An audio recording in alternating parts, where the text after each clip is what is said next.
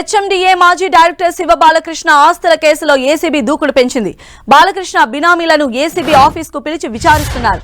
బాలకృష్ణ బినామీ ఆస్తులు భారీగా బయటపడుతున్నాయి. నిన్న బినామీల పేరిట ఉన్న 2.7 కోట్ల ఆస్తుల్ని ఏసీబీ అధికారులు సీజ్ చేశారు. శివ బాలకృష్ణ పలు సంస్థల పేరిట ఫేక్ ఐటీ రిటర్న్స్ ఫైల్ చేసినట్లు ఏసీబీ అధికారులు గుర్తించారు. శివ బాలకృష్ణ సతీమణి రఘుదేవి పేరుతో దేవి శారీ సెంటర్, సోదరుడి భార్య అరుణ పేరిట సౌందర్య బొటిక్, సౌందర్య రెడీమేడ్ డ్రెస్సెస్ సంస్థలు ఏర్పాటు చేసినట్లు ఫైల్స్ క్రియేట్ చేశాడు.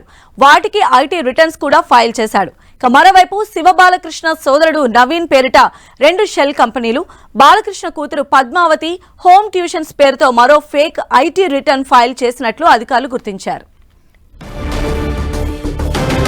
శివరామకృష్ణ బినామీలకి సంబంధించి కూడా విచారణ కొనసాగుతోంది. దీనిలో కూడా మరిన్ని ఆస్తులు బయటకు వస్తూ ఉన్నాయి. మరిన్ని అప్డేట్స్ కూడా తెలుసుకుందాం. ఈ కేసుకి సంబంధించి మరిన్ని అప్డేట్స్ మా ప్రతినిధి సునీల్ మనకు అందించడానికి సిద్ధంగా ఉన్నారు. సునీల్, ఆదాయానికి మించిన ఆస్తుల కేసులో అరెస్ట్ అయినటువంటి హెచ్ఎండిఏ మాజీ డైరెక్టర్ శివబాలకృష్ణ కేసులో ఏసీబీ అధికారులు దర్యాప్తు స్పీడప్ చేశారని చెప్పవచ్చు. ఇప్పటికే 8 రోజుల పాటు శివబాలకృష్ణని కస్టడీ తీసుకొని విచారించినటువంటి ఏసీబీ అధికారులు అనేక కీలక ఆధారాలు కూడా సేకరించారు. ఇక ఇందులో ప్రధానంగా శివబాలకృష్ణకు సంబంధించి ఇప్పటికే 214 ఎకరాల భూమికి సంబంధించిన ఆస్తు పత్రాలు, 250 కోట్ల విలువైనటువంటి ఆస్తులు గుర్తించినటువంటి ఏసీబీ తాజాగా ఫేక్ ఐటీ రిటర్న్స్ కూడా శివబాలకృష్ణ చేసినట్లు కూడా ఏసీబీ అధికారులు ఎవిడెన్స్ కలెక్ట్ చేయడం జరిగింది. కుటుంబ సభ్యులతో వ్యాపారాలు లేని వ్యాపారాలు ఉన్నట్లు చూపించి ఫేక్ ఐటీ రిటర్న్స్ చేసినట్లు కూడా ఏసీబీ అధికారులు కొన్ని డాక్యుమెంట్స్ కూడా సీజ్ చేయడం జరిగింది. ఇక సౌందర్య బోటిక్ శారీ వర్క్స్ పేరుతో కూడా ఐటీ రిటర్న్స్ ఫైల్ చేసినట్లు కూడా ఏసీబీ అధికారులు గుర్తించిందంటే ఆర్థిక ఆదాయాన్ని చూపేందుకు వీరి పేర్లని వ్యాపారాలుగా ఉన్నట్లు శివబాలకృష్ణ సృష్టించినట్లు కూడా తెలుస్తుంది.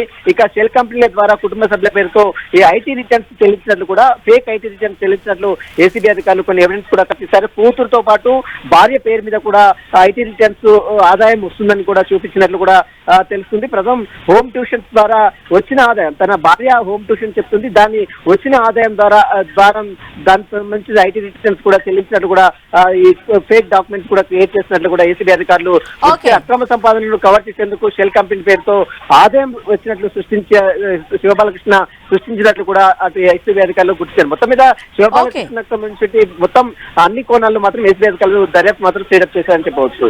సంధ్య.